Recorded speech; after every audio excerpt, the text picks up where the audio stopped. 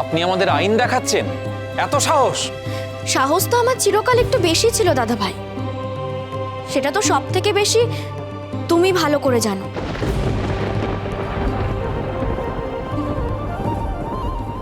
না না, আগে এত সাহস ছিল না, ইদানিং সাহসটা বেড়েছে। কার সাহস বেড়েছে? তোমার আবার কার? জাহ্নবী, তার মানে তুমি স্বীকার করছো যে আমি মিন, তাই তো? কারণ এই তো তুমি বললে যে আগে আমার সাহস কম ছিল, ইদানিং আমার সাহস বেড়েছে।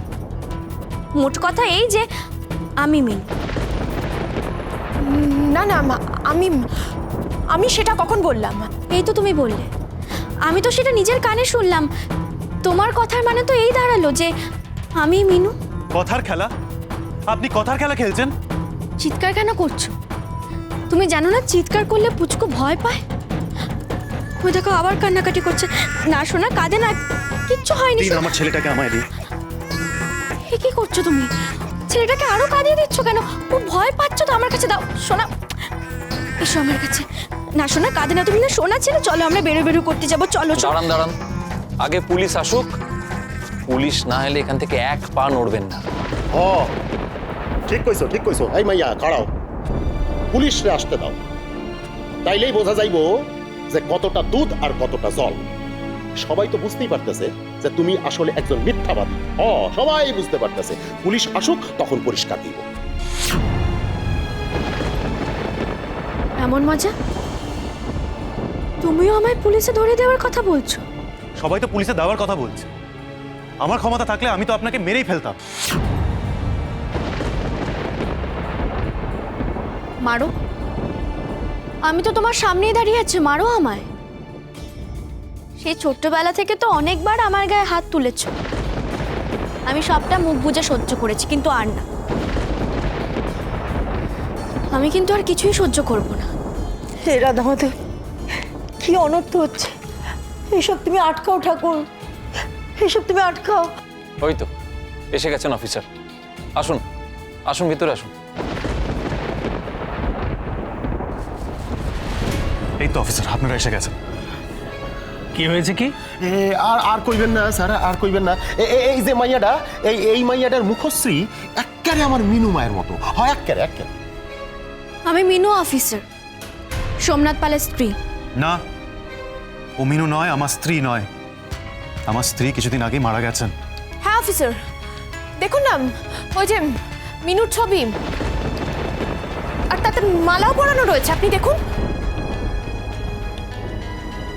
এটা কি আপনারই ছবি? হ্যাঁ অফিসার, এটা আমারই ছবি, কিন্তু আমি মারা যাইনি।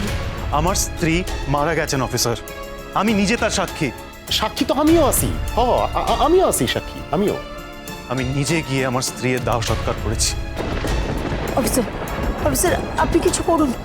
ও যে আমাদের বাড়ির সন্তানকে নিয়ে চলে যাচ্ছে। কি ব্যাপার ম্যাডাম, সবাই যে বলছে আপনি মারা গেছেন? হ্যাঁ, এরকম একটা ঘটনা ঘটেছিল। আমার একটা অ্যাক্সিডেন্ট হয়েছিল, কিন্তু আমি মারা যাইনি। আচ্ছা, কি প্রমাণ আছে আপনার কাছে? অফিসার, আমি সব রকম প্রমাণ দিতে প্রস্তুত। ও তো আমার ছেলে, আমার নিজের সন্তান। সন্তানের সাথে তো তার মায়ের অনেক মিল থাকে।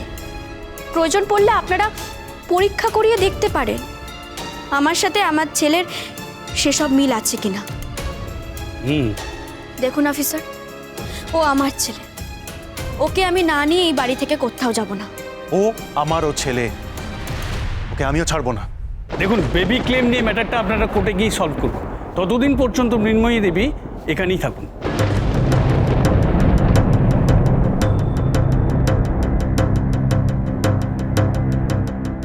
ম্যাডাম, এটা আপনি কি বলছেন? ও মৃন্ময় নয়। সেটা তো প্রমাণ সাপেক্ষ। একবার প্রমাণ হয়ে যাবার পর আমরা ব্যবস্থা নেব। যতদিন না সমস্যার সমাধান হচ্ছে ততদিন পর্যন্ত বেবিকে কোনো একটা আয়া দেখাশোনা করুক, কিন্তু মৃন্ময়ী দেবীকে এ বাড়িতেই থাকতে দিতে হবে। কারণ ওনার যে কোনো অভিযোগই কিন্তু আপনাদের পক্ষে শাস্তিযোগ্য হতে পারে।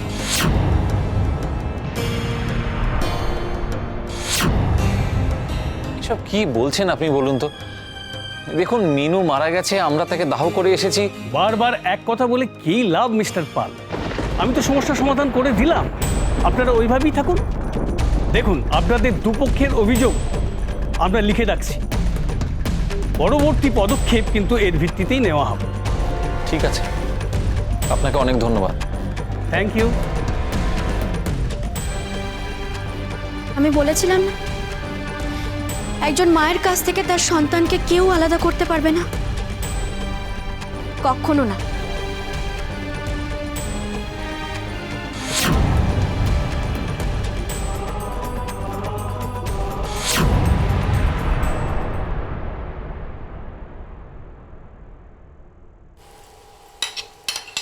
কার্তিক দা, ও কার্তিক দা, ফ্রিজ থেকে মাখনটা একটু বার করে দাও। কোথায় যায় এরা বুঝি না তো।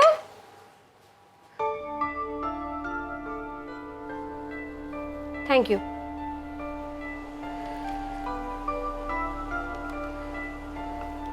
দাও, আমি রেখে দিয়ে আসছি। না ঠিক আছে, আমি করে নেবো। দিদিভাই, তুমি কি মরিচ মুরগি বানাচ্ছ? তুমি কি করে জানলে? আমি কি করে জানলাম তাই তো? দিদিভাই, তোমার মনে নেই পুচকু যখন আমার পেটে ছিল তুমি তো আমাকে কতবার মাখন ভাত আর মরিচ মুরগি বানিয়ে খাইয়েছো, মনে নেই তোমার?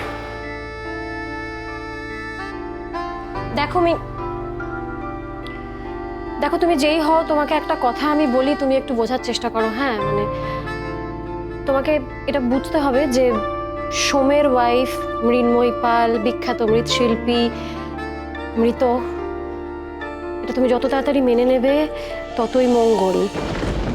তাহলে তুমি চাও আমি যেন যত তাড়াতাড়ি সম্ভব এই বাড়ি ছেড়ে চলে যাই? হ্যাঁ, তাই চাইছি, তুমি চলে যাও যত তাড়াতাড়ি হয়। দিদিভাই, তুমি কি করে এ ধরনের কথা বলতে পারছো? দিদিভাই, তুমি তো একজন মা, তুমি পারবে আবিরকে ছেড়ে থাকতে? না মানে ধরো তোমার লাইফে যদি এরকম কোনো সিচুয়েশন আসে তাহলে তুমি কি করবে? আমার লাইফে আমি এরকম সিচুয়েশন আসতেই দেব না। তোমাকে আমি বলছি তো, তুমি চলে যাও এই বাড়ি ছেড়ে। দিদিভাই, আমি সারাদিন কি করব বলো? আর তুমি একা একাই বা কত রান্না করবে? আমি একটু হেল্প করে দিই না? শোনো, আমি যেটা বলছি তুমি সেটা করো। এটা আমাদের রান্নাঘর, এখানে লক্ষ্মী থাকে। তুমি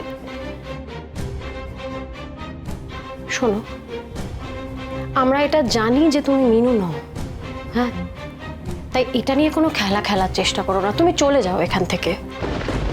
তুমি আমাকে একদম সহ্য করতে পারছো না? না, পারছি না, তুমি চলে যাও।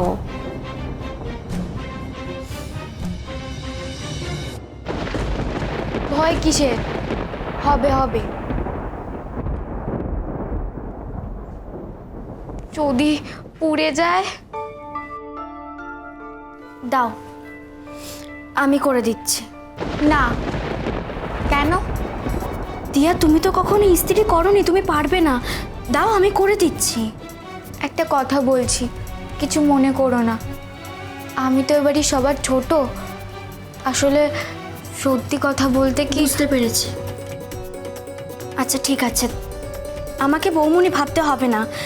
তুমি দাও, আমি এমনি করে দিচ্ছি। আমি জানি দিয়া তুমি পারবে না। তুমি কি করে জানলে আমি পারবো না? দিয়া, আমি তো তোমাকে ছোটবেলা থেকে। যাকে ছাড়ো, দিয়া দাও, আমি করে দিচ্ছি। দিয়া, নিজের কাজ নিজে করো। দিদিভাই, আমি করে দিই না? বৌদি, আমি তো করতে চেয়েছিলাম। দিয়া, দিয়া, উনি তো থাকবেন না এই কাজগুলো করে দেওয়ার জন্য, তাই নিজের কাজ নিজে করো। বর্ষা, বর্ষা। হ্যাঁ, যাচ্ছি। বর্ষা,